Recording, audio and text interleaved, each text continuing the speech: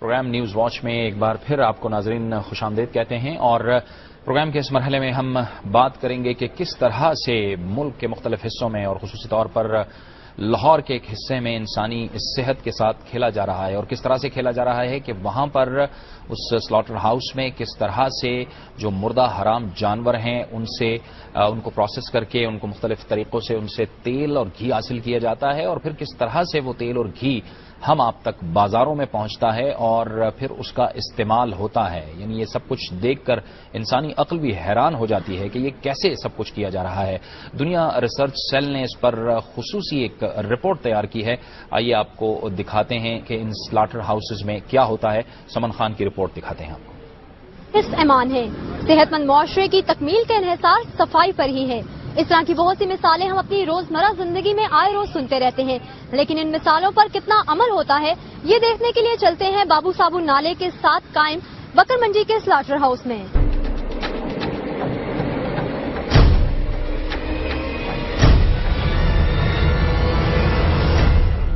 بکرے اور گائے تو ایک جگہ. اگر آپ کا کتا یا گدھا بھی مر جاتا ہے تو اسے فضول مت سمجھیں، بلکہ اس کے مردہ جسم سے بھی پیسے کمائیں.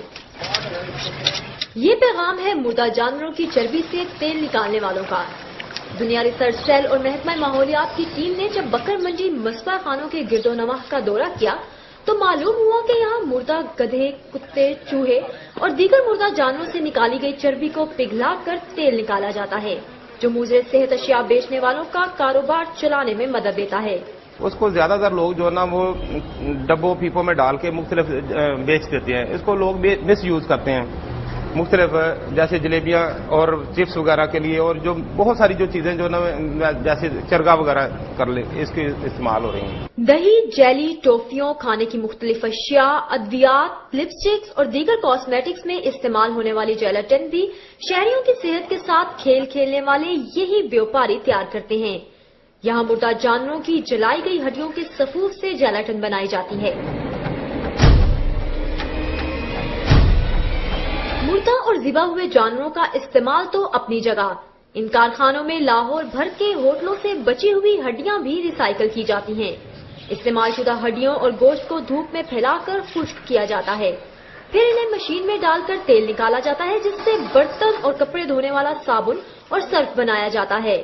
استعمال شدہ ہڈیوں اور گوشت کو ابالنے سے نکلنے والے کیڑوں سے نظریں چرائے یہاں کام کرنے والے افراد اسی فضلہ سے چربی نکالتے ہیں. جانوروں کے خون کو بھی یہاں بڑی مقدار میں پکایا اور خشک کیا جاتا ہے جس سے مرغیوں کی فیڈ میں ڈلنے والی کھاد بنائی جاتی ہے. جو یہ خون جلا رہے ہیں، خون کا یہ خشک کر کے اس کا پاؤڈر بنا کے یہ اور یہ آپ کو دکھائی تھی جو یہ مختلف جانوروں کو دیتے ہیں جو ہماری 6 مہینے میں تیار ہو جاتی ہے مرغی جو ہم کھاتے ہیں. یہ بازاروں سے مہنگے داموں ملنے والی سوسیجز اور ہاٹ ڈاگز کا بنیادی جز یعنی انتڑیاں بھی انہی مصباح خانوں میں تیار کی جاتی ہیں. بدبو اور گندگی کی پرواہ کیے بغیر یہ لوگ چھوٹے جانوروں کی انتڑیوں کو دھونے کے بعد نمک لگا کر محفوظ کرتے ہیں اور بڑے جانوروں کی انتڑیوں میں ہوا بھر کر انہیں سکھایا جاتا ہے اور پھر انہیں بیرون ملک برآمد کیا جاتا ہے.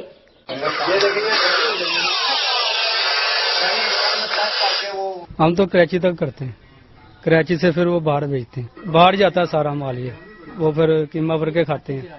اس تمام عمل کے دوران ان مصباح خانوں سے نکلنے والا فاضل مادہ نالیوں میں بہہ جاتا ہے جو آخر میں بابو صابو نالے میں جا گرتا ہے.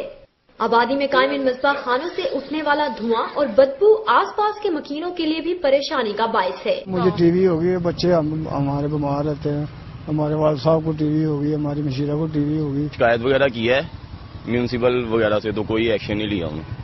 گو کہ لاہور کی آبادی میں قائم ان مصباح خانوں میں حلال و حرام ہر قسم کے جانوروں کے تمام اعضاء کو مختلف استعمال میں لایا جاتا ہے جو کسی نہ کسی طرح ہماری روزمرہ استعمال کی اشیاء کا حصہ بنتے ہیں.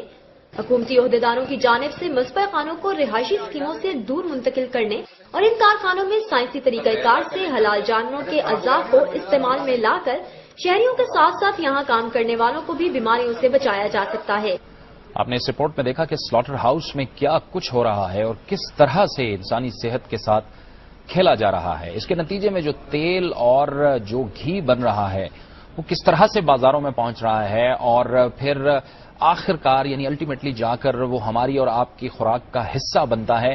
اس حوالے سے بھی دنیا نیوز کے ریسرچ سیل نے ایک رپورٹ تیار کی ہے اور یہ رپورٹ بھی سمن خان نے تیار کی ہے. آئیے آپ کو دکھاتے ہیں کہ کس طرح سے ہم آپ تک یہ جو تیل وہاں سے نکالا جا رہا ہے کس طرح سے ہم تک پہنچتا ہے. دنیا ریسرچ سیل لاہور نے جب بکر منڈی بسپا خانوں کا دورہ کیا تو معلوم ہوا کہ یہاں حلال جانوروں کے ساتھ ساتھ مردہ گدھے، چوہے اور کتے جیسے حرام جانوروں کی چربی سے بھی تیل نکالا جاتا ہے، جو کھلے تیل کے نام سے دکانداروں کو سستے داموں بیچا جاتا ہے.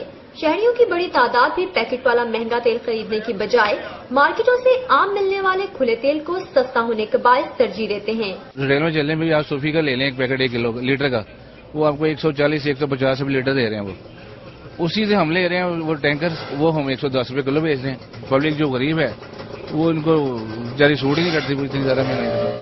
بازاروں میں فروخت ہونے والی کھانے پینے کی تلی ہوئی اشیاء بھی اسی غیر معیاری، سستے اور موزے صحت تیل میں بنائی جاتی ہیں. موزے صحت تیل کی حقیقت سے نظریں چرائے دکاندار اپنا کاروبار چلا رہے ہیں. سارا پتا ہے کہ کھلا تیل جڑا نا جراثیم والا ہوتا ہے، اپنا وقت ہی پاس کرنا ہے نا، ان کو نہیں کچھ لبدا، مہنگائی بہت ہے.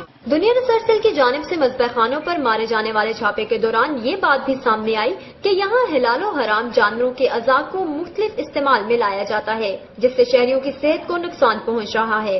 بیسیکلی یہ اتنے جراثیم ہوتے ہیں، یہ جو مردہ چیزیں ہوتی ہیں جس میں جراثیم پھلتے ہیں پھولتے ہیں، اور ان کے جو ہے کھانے سے معدے کی آنتوں کی تکلیفیں ہو سکتی ہیں.